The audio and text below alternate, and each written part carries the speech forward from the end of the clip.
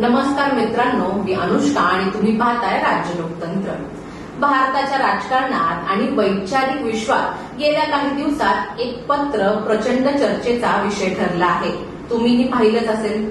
कर्नाटकचे मंत्री प्रियांक खरगे यांनी राष्ट्रीय स्वयंसेवक संघाचे सरसंचालक मोहन भागवत यांच्या खुल्या पत्रामुळे देशात पारदर्शकता, उत्तरदायित्व आणि लोकशाही मूल्यांवर मोठी चर्चा सुरू झाली आहे।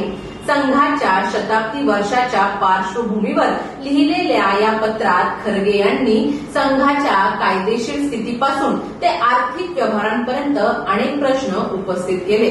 त्यामुळे आता हा वाद केवळ काँग्रेस आणि संघ यांच्यातील राजकीय संघर्ष राहिलेला नाही, तर हा देशातील सर्वात प्रभावशाली संस्थांपैकी एक संस्थेकडून किती सार्वजनिक उत्तरदायित्व अपेक्षित असावं हा मूलभूत प्रश्नही समोर आला आहे।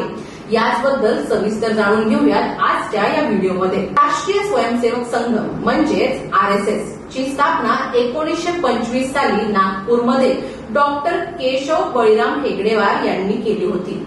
पुढील वर्षी संघाच्या स्थापनेला 100 वर्ष पूर्ण होतील। संघाच्या स्वतःच्या दाव्यानुसार देशभरात त्यांच्या 60,000हून अधिक शाखा कार्यरत आहेत आणि लाखो स्वयंसेवक विविध सामाजिक, शैक्षणिक आणि सांस्कृतिक सेवा उपक्रमांमध्ये सहभागी आहेत। आता इतक्या मोठ्या प्रमाणावर काम करणारी आणि भारतीय समाज व राजकारणावर प्रभाव टाकणारी संस्था असल्यामुळे तिच्या कार्यपद्धतीवर नागरिकांना माहिती मिळण्याचा अधिकार असावा असं मत अनेक तज्ञ व्यक्त करतात आणि ते खरंही आहे। प्रियांक खरगे यांनी आपल्या पत्रात सर्वप्रथम एक मूलभूत प्रश्न विचारला।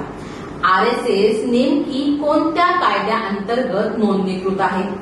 जर ती कोणत्या विशिष्ट कायद्याअंतर्गत नोंदणीकृत नसेल तर इतक्या मोठ्या प्रमाणावर सार्वजनिक कार्य करण्याचा तिचा कायदेशीर आधार नक्की आहे तरी काय? त्यानंतर त्यांनी संघाच्या संघटनात्मक रचनेबाबत प्रश्न उपस्थित केला। संघाचे पदाधिकारी कोण आहेत? निर्णय प्रक्रिया कशी चालते आणि ही माहिती अधिकृतपणे सार्वजनिक का उपलब्ध नाही असंही त्यांनी विचारलं।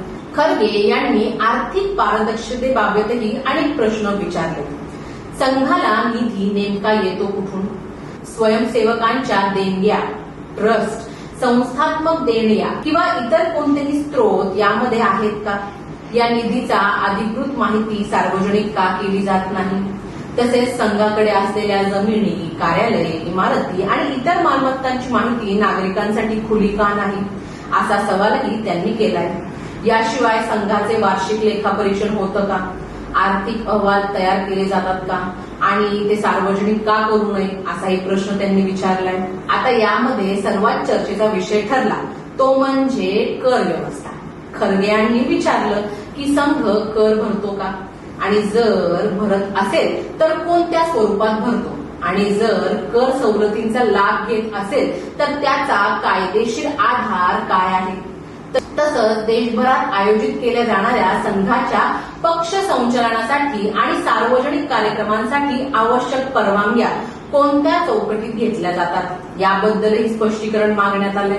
याशिवाय मोहन भागवत यांना दिल्या जाणाऱ्या उच्च स्तरीय सुरक्षा व्यवस्थेचा खर्च सार्वजनिक निधीतून होत असल्यास नागरिकांना त्याबाबत माहिती मिळायला नको का असा प्रश्नही त्यांनी उपस्थित केला आहे।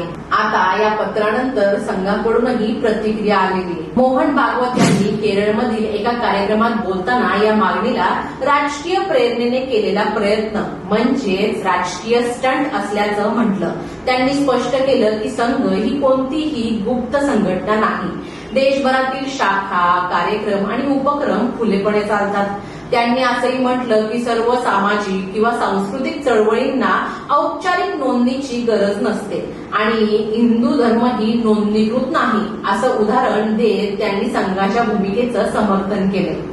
मात्र या संपूर्ण वादात आता सर्वात महत्वाचा मुद्दा म्हणजे लोकशाहीचं उत्तरदायित्व। भारतात कंपन्या, स्वयंसेवी संस्था, ट्रस्ट आणि इतर सार्वजनिक स्वरूपाच्या संघटनांना विविध कायदेशीर नियमांचं पालन करावं लागतं। त्यांच्या आर्थिक व्यवहारांचं लेखापरीक्षण, वार्षिक ऑडिट केलं जातं आणि अनेक वेळा ती माहिती सार्वजनिक देखील केली जाते. त्यामुळे संघासारख्या मोठ्या आणि प्रभावशाली संस्थेकडूनही अशाच प्रकारच्या पारदर्शकतेची अपेक्षा करणं काही चुकीचं नाही, असं अनेकांचं मत आहे.